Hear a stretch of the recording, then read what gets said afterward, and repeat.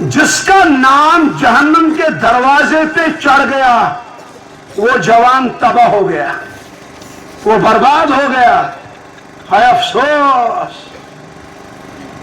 رسول اللہ صلی اللہ علیہ وسلم فرمو صحابہ، صحیح مسلم، میں چھو تمنا، میں چھو آرزو، کیا حض تمنا؟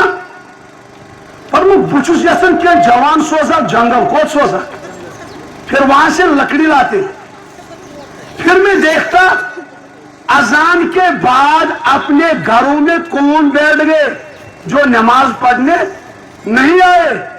میں محمد خود جاتا، لکڑی لیتا، جوانوں کو لیتا، ان بے نمازیوں کے گھروں کو آگ لگا دیتا۔ استغفر اللہ۔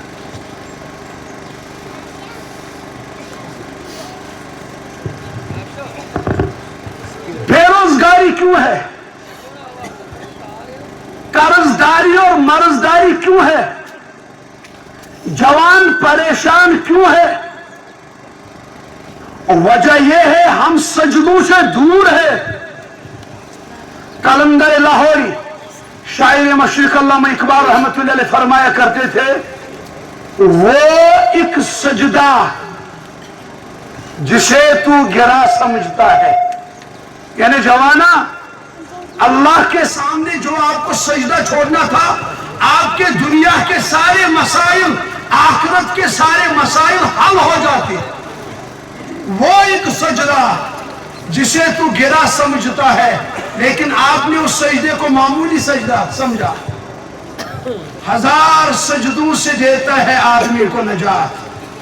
آپ کو روزگار کے باپت لوگوں کے سامنے سر نہیں جھکانا تھا، ہاتھ نہیں پھیلانے تھے، چوسین ہسپتال میں خدمت ان کی، اگر آپ اللہ سے مضبوط تعلق کرتے۔ سجدوں نش گئے امت دور، زوال تو ٹوٹا۔ بہرحال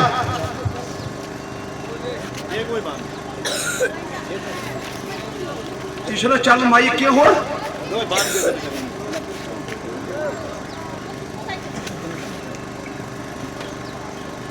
آواز چھنا سائر نہیں ہو؟ اچھا تیل کر اس کو سیاست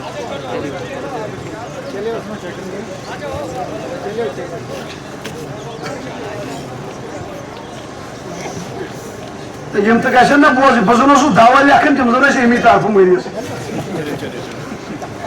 مثال تھا نا ذہن سے یہ تھی قبر میں سب سے پہلے جو عذاب آتا ہے کہاں سے آتا ہے؟ تو اس سائڈ میں کون بچائے گی؟ پھر پتہ ہے قبر میں عذاب کہاں سے آتا ہے؟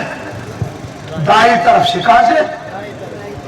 اس پسلی سے ایک نورانی بندہ نکلے گا، نورانی شکل کا، وہ دائیں طرف عذاب کو سامنے رہے گا، کہ آئے عذاب پیچھے جاؤ، میں اس کے ساتھ آپ کو ہاتھ لگانے نہیں دوں گا۔ اب عذاب ڈر کے مارے بھاگ جائے گا۔ اب یہ بندہ اس نورانی شخص سے کہے گا، حیات چلک سے ابو بلائی، آپ نے مجھے بچایا، آپ کون ہو؟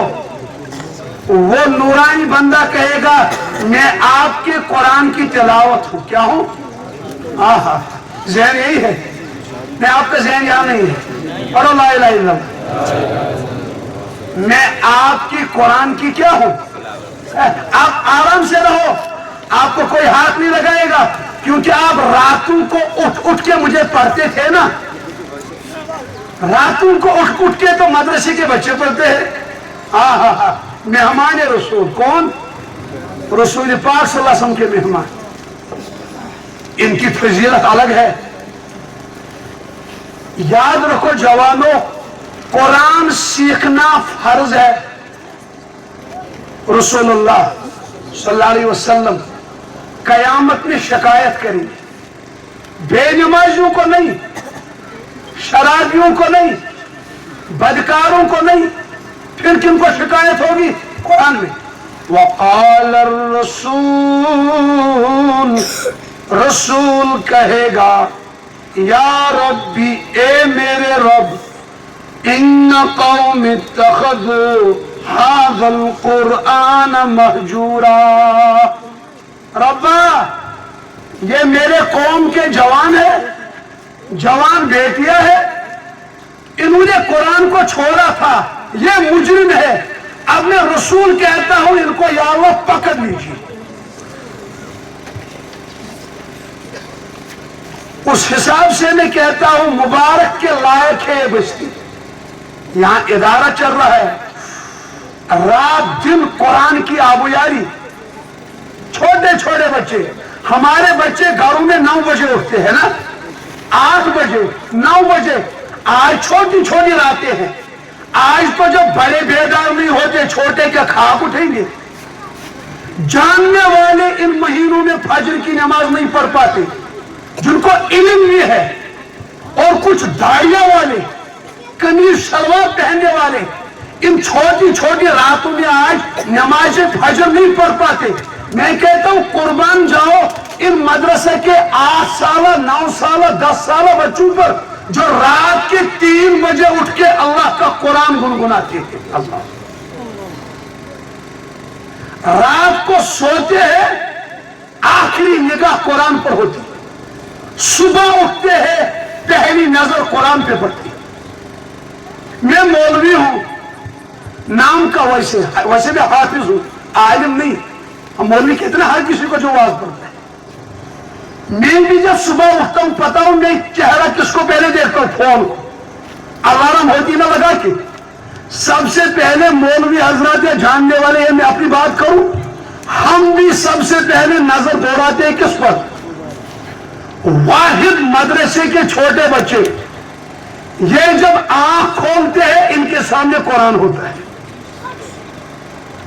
اس لیے اللہ کے نبی نے فرمایا من قرأ القرآن، مسند احمد، جو قرآن پڑھے وہ حافظہ ہو اور کرے گا قرآن پاک کو زبانی یاد.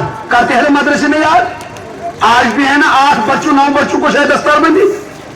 وہ حافظہ ہو اور زبانی کیا کیا، ادخلہ اللہ الجنہ، اس حافظ صاحب کو اللہ جنت میں داخل کرے گا.